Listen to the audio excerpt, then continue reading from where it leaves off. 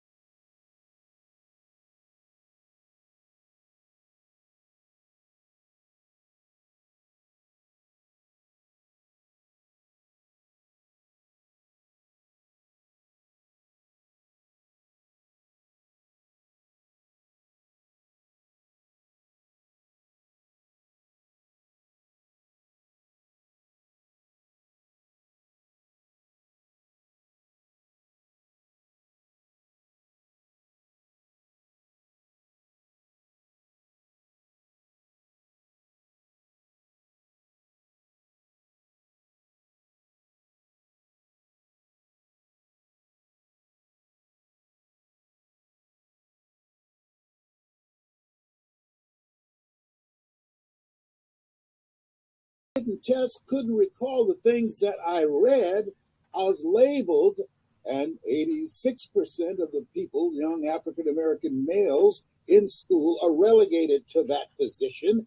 I was labeled educable mentally retarded. You can't learn. Put him back from the fifth grade to the fourth grade. He's holding the class up. Then failed again when I was in the 11th grade. See, no one rises to low expectations. So listen to me. I know what I'm talking about. Listen to me. There's a reason we're talking. Be ye not conformed to this world. The world will lie to you. The world will not tell you what I'm going to tell you. And what I'm saying to you, you got greatness in you. Listen to me. I know what I'm talking about. I've been on the planet 77 years. I know what I'm talking about. If you mess with me, I'm coming for you. And for a long time, I was suffering from possibility blindness. I couldn't see myself living a different kind of life, the kind of life that I'm living now. I couldn't see it.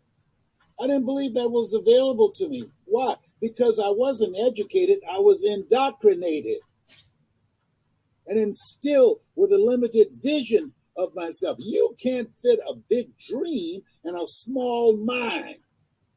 Come on, somebody. I need to hear the amen corner. And so corporations control the curriculums of schools. So people, including me, were trained for jobs. And now for jobs that don't exist. And so now this is a new place. We've gone from brick and mortar to click and order. Anything you want, you can have it delivered to your door. They call it the rise of the robots. They got robots having babies. Come on. What if that robot get behind on their child support? Where you gonna put them in jail? Can they come up and show up in court? What? Why would you teach a robot how to have a baby? Come on, that just sounds nasty.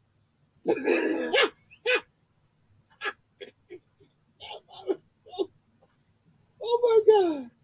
I mean, people are being creative. There's a lady, I'm not making this up. She sold 200,000 jars, $200,000 worth of jars with a fart in it. A fart, rose petals, and a note.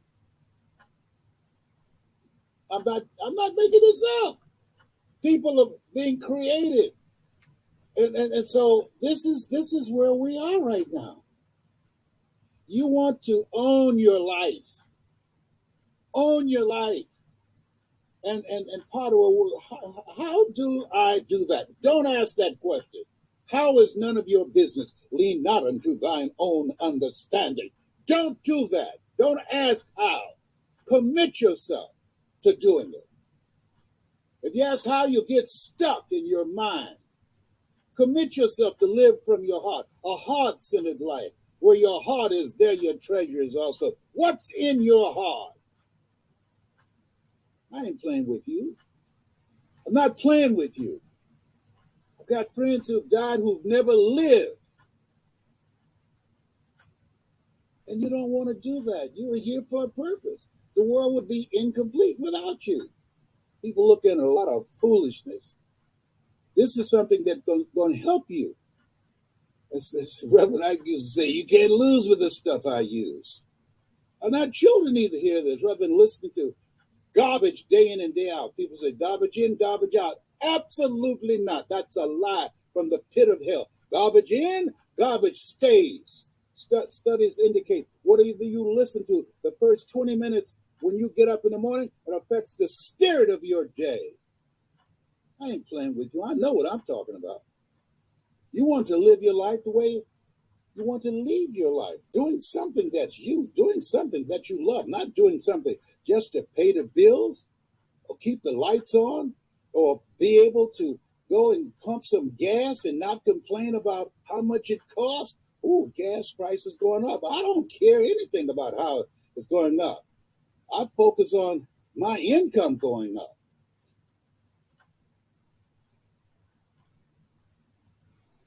This is your time. And you got to say this to yourself. This is your time. Be ye not conformed to the world. Don't do what everybody else is doing.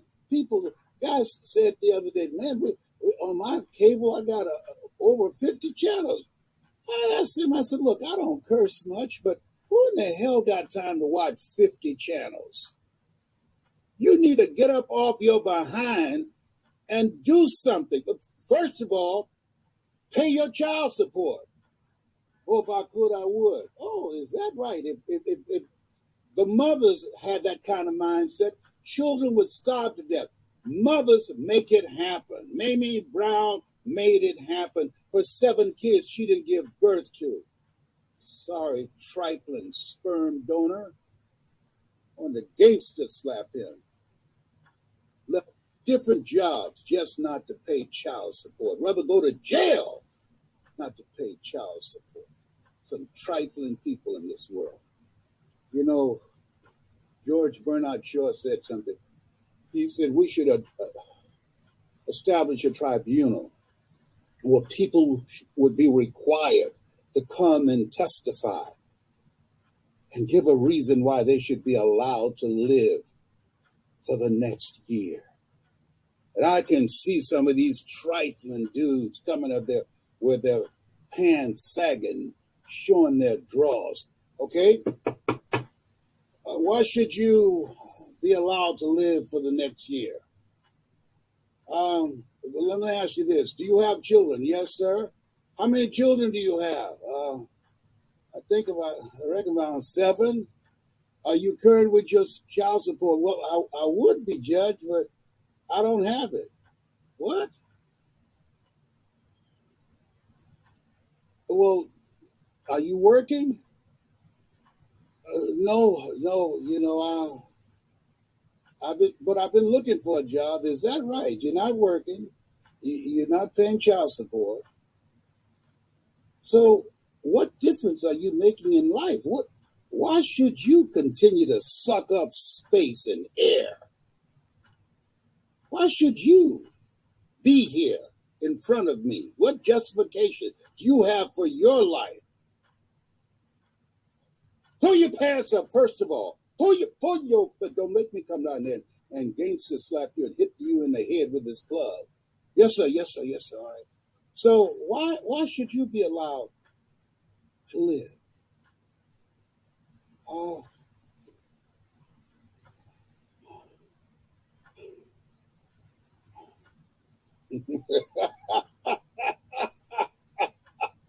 Oh, behave. Hello? You know what happened to him. He's loose, ladies and gentlemen. He's on fire. Let me see some flames. Let me see some flames up in here. I ain't playing with you. This is a different place. We weren't built for this layer after layer after layer of stress from these pandemics, and we don't see any end in sight. This is different. And we got to live our lives differently. It's a time to be mindful of how you're living your life and ask yourself the question, does this make sense? Every moment is precious. I'm not making this up. People dying left and people dying who never died before. And so you got to decide how do I want to live my life? And not just get caught up in the robotic behavior of doing just enough not to get fired, and they pay you just enough not to quit, a lifestyle of mediocrity. I remember a lady, she was diagnosed with terminal breast cancer, and she went home and she was there by herself and sipping on coffee, and all of a sudden, with a moment of rage, she threw the coffee up on the wall and she said, I refuse to die an unlived life. Whoa. And she changed her life. And she's still here. She's living a life that she's proud of, a life of significance. She'd been living a life for her children, and they didn't appreciate it. And her husband, who cheated on her. So this is time you want to get serious. We don't even know what's going on with all these various viruses. And as soon as they give you a shot, I took both shots and the booster. Now they say, well, now you're going to need a 4th shot. And pretty soon they're going to say, oh, you're going to need a 5th shot. Come on, when I was coming up, we got a shot for the measles and for the chicken pox. All right? So all these shots, of the, oh, well, this new virus, it's mild. It's just like the flu. I don't want no kind of virus. I don't care if it's mild. I want one. I want a non-viral. Tell me about that. That's what I want. A non-viral, non-flu, non-cold, non-chickenpox and measles. I don't want anything y'all got up in here. You don't know what this is. Politicians are lying back and forth, talking out of their necks. Health people, they got all kind of mixed messages. And you got the crazies now who feel liberated, where being crazy is normal. Guy having an argument with another guy, and then one of the guy's father came up and shot the guy in the head. People were snapping. Saw this beautiful baby. They said that was an orphan. And I kept reading the story and said the father was a police officer. He committed suicide. Baby just about a week, 2 weeks old. And the mother, a week later, police officer, she committed suicide. Police officers, the ones that are selected out of hundreds of cadets, they're trained on mental toughness to be in a line of danger, mental toughness. If the people who have been trained for mental toughness to handle danger, who have to put on a bulletproof vest when they get up in the morning to go to their job, then have a compelling reason not to take their lives. You got a newborn baby in the world that did not ask to be here, and you kill yourself. Don't even leave a note. That means this place is different. There's a lot going on. And well, what should I do, Les? You got to be selective of what you hear, because what you tune into, you turn into. I listen to positive messages when I get up in the morning. Faith comes by hearing and hearing and hearing. I'm listening to Della Toro, McNeil. I'm listening to Johnny Wimbrey. I'm listening to Mike Kelly. I'm listening to Willie Jolly. I'm listening to Stacey N.C. Grant. I'm listening to Lisa Nichols. I'm listening to people that's making an impact. Tamara and Stephen Anthony. I'm listening to people that's speaking life.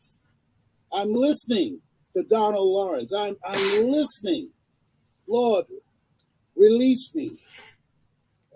Allow me to begin to live a different kind of life. Things that will lift my spirits. Things that will help me to create a closer relationship with God. I have to remind myself, He's in the midst of all of this. I've got a son that I have to call forth those things that be not as though they were. He's got bipolar, but bipolar doesn't have him. I've got to stand strong in that, knowing that no weapon formed against him shall prosper. Faith not tested can't be trusted. Life came for me, hit me below the belt. That's my son. Come on now. Stuff's going to happen to you. Trust me on this. I'm eating all type of different things and taking all type of items to replenish my white blood cells, because they've been depleted because of the stress that I've been dealing with. That's none of my business. It's God's business. Hello?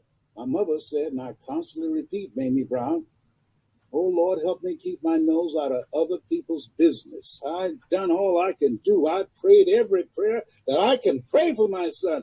And I put him in God's hand, went and got him out and said, wait a minute. No. Don't do it like this. This is God's business. This is beyond you, Mr. Motivator.